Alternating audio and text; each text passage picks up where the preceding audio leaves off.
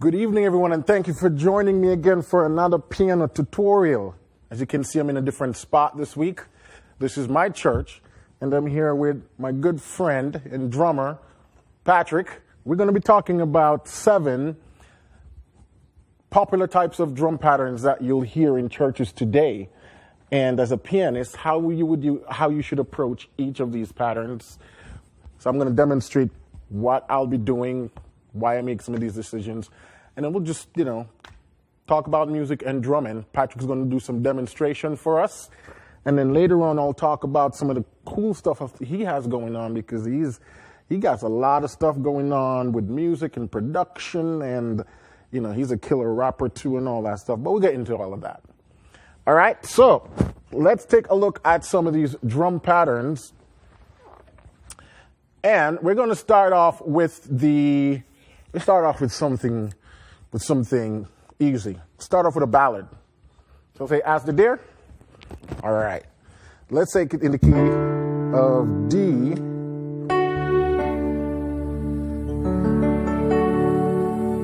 One, 2, 3.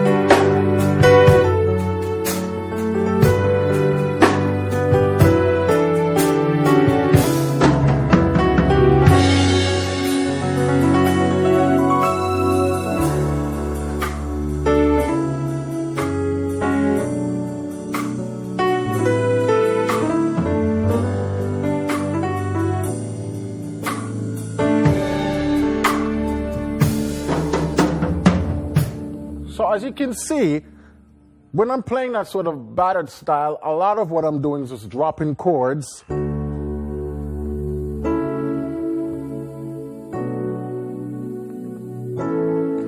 then another option you can have to add some rhythmic quality is,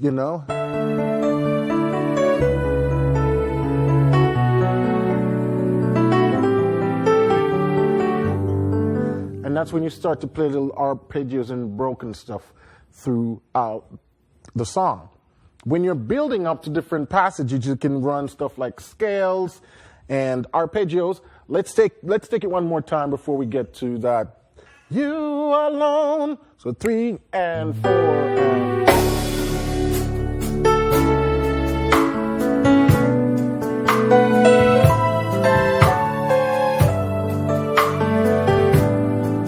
Here we go.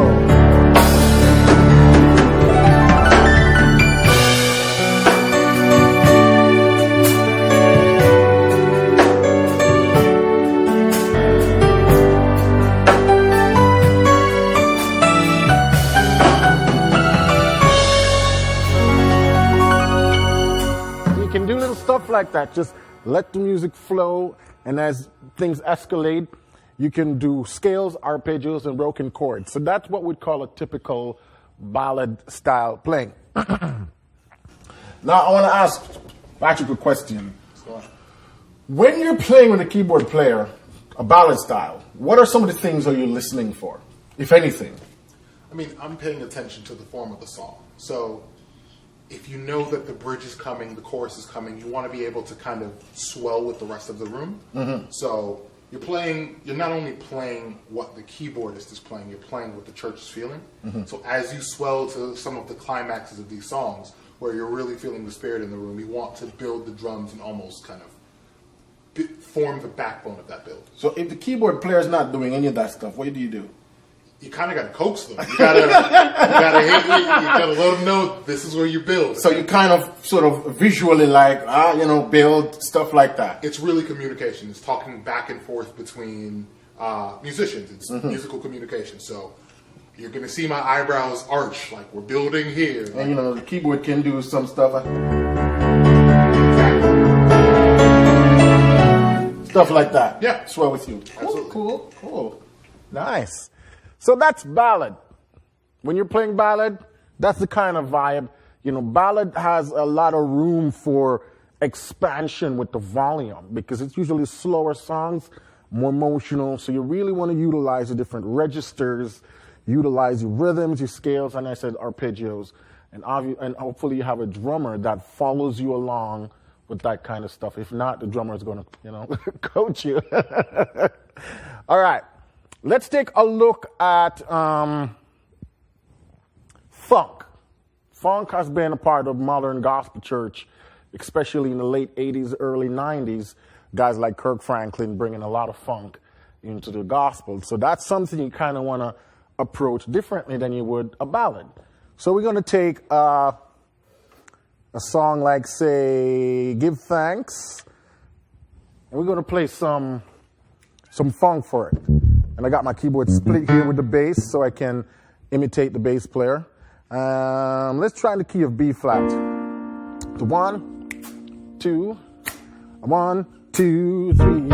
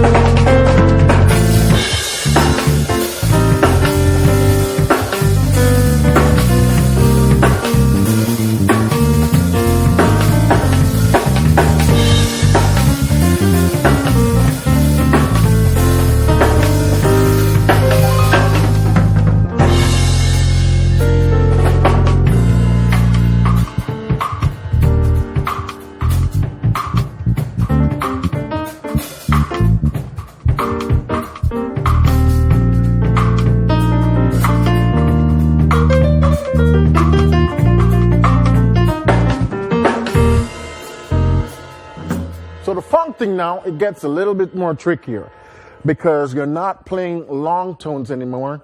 It's more rhythmic elements you're doing with the chords. So you're trying to imitate, you think of a guitar back in the day playing some funk. The way guitars would approach that sort of shrek with the pick. That's the sort of stuff we try to do with the right hand. Now, I took it a step further because I split the keyboard so I could be a bass player. And it's hard to play good funk when you don't have a bassist that can think like a funk player. So I sometimes play my own funk bass. But if I weren't doing a split keyboard, let's show you the decisions that I would make. Because when I split the keyboard, I treat it differently. Left hand is just doing single stuff. I'm thinking like a bass and like a keyboard. And I know it takes practice. So don't worry about it if you can't do that right now. So let me take the bass off. And we're just going to go straight keyboard. And we're going to play the same song, and you'll see how I do it with the full sound. 1, 2, 1, 2, 3.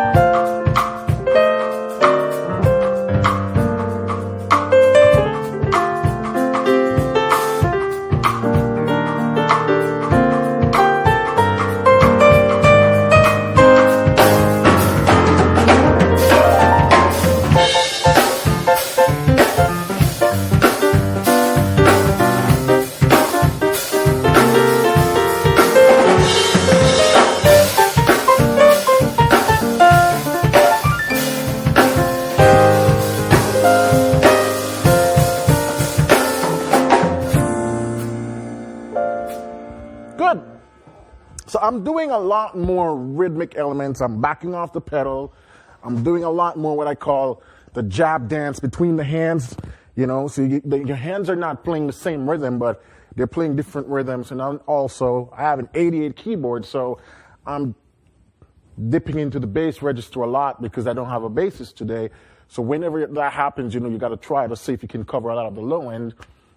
And I give some of the mid and high mids, some twinkles, some lines, improvisatory stuff. But that's how you'd approach a standard sort of gospel funk.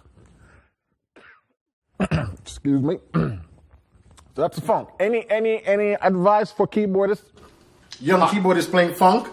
The pocket is everything, so try to, instead of fighting the drums, let's just fall back in. Make sure everything just kind of soaks in and soaks together and makes that funky syrup. Yeah. When we talk about pocket, the idea of pocket is for keyboard players, and especially bassists too, it's like playing a millisecond behind the beat. You sit back within the beat. It's not on the edge when you're playing more rock stuff or even shout music where it's quick and it's like horse on a track. With the funk stuff, it's more laid back and pocket. You really have to listen to what the other instrumentalists are doing so you can lock in. All right. Moving down the line, let's try something different. Let's try what I call the contemporary 6/8. And 6/8 is just 1, 2, 3, 4, 5, 6. 1, 2, 3, 4, 5, 6. The timing is in 6 beats per measure. And we're going to use the song So Amazing. It's by Hezekiah Walker, and this is like contemporary Christian style. This is very popular. So for you guys who go to do a lot of CCM in church, this is something you want to understand the flow of what the drummer's role is and how you would play to that. So 1, 2, 3, 4, 5, 6.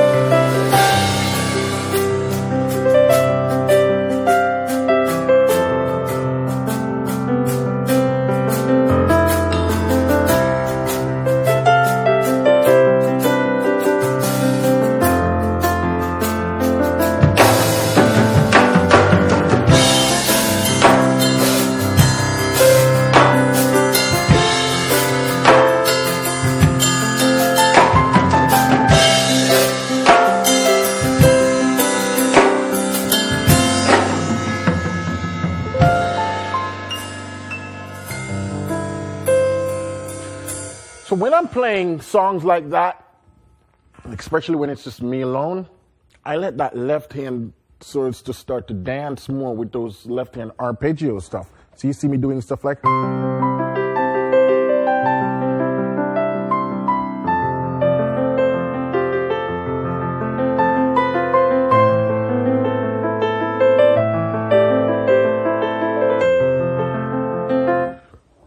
And that gives you a nice feel. It fills out the song. That's when you don't have a lot of instrumentalists. If you're in a full band with probably 2 keyboards and guitars and everything, you might taper how you do that, because in that case, you're probably playing some layered strings and pads. You might not need to be that aggressive. But it's always a good fallback when it's just you alone as a keyboard player and a drummer, probably, to help to create more rhythmic elements and fill out the low end of the sound. You start to whip that left hand out, arpeggios, and the right hand is just doing little what I call counter rhythms. So they're not full-on improvisatory jazz lines. As you can see, we're doing a lot more CCM stuff too. It's not about crazy chords. There's no extensions and passing chords and all that. It's more of the rhythmic quality, at least from my perspective. That's how I approach it. How can I make it more rhythmically interesting? Or if you're going to roots of layers, you can layer 4 different instruments, and you can use your modulation wheel to mess with the sound. But that's what the drummer would typically do in what we call a contemporary 6/8. Anything you want to say? Keep counting. Keep counting. 1, 2, 3, 4, 5, 6. Because, it's kind of what we call like a polyrhythm also. You have the which is like triplets going over the standard 1, 2, 3, 4, 5, 6. 1, 2, 3, 4, 5, 6. We call that those duplets polyrhythms. And the drummers can experiment with that. So for the keyboard player, you can't get lost if he's doing those things. You have to feel where you're wanting. Sometimes it's easier to feel 6/8 in 2. So instead of counting 1, 2, 3, 4, 5, 6, just feel 1, 2. So it's like big 2, 2. And just know the subdivisions underneath that. 1, 2, 3, 4, 5, 6, 1, 2. Songs like this, there's a lot of possibility for rhythmic complexibilities. Especially when you have a drummer who can tee off, then the keyboard players can find a lot of rooms to do some cool stuff. So that's the contemporary 6/8. What else we haven't done yet? 2, 2.